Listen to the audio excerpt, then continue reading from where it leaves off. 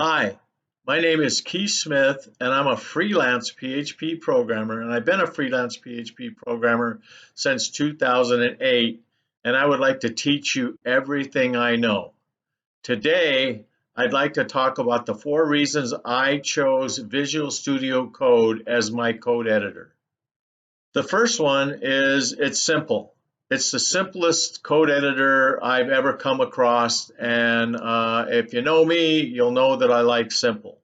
It's free. Microsoft made it. They let it loose to anybody that wants to use it can use it for free. It's expandable. There's tons of plugins that you can utilize to help you with your programming. Um, and it's cross-platform, which means it runs on the Mac, it runs on Windows, and it runs on Linux. So if you found this video useful, by all means, hit the like button, hit the notification bell, give it a subscribe.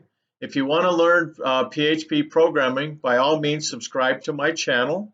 If you're already a PHP programmer, maybe you want to see how I do things, or maybe you want a little refresher, by all means, subscribe. So anyway, I hope you're having a good day.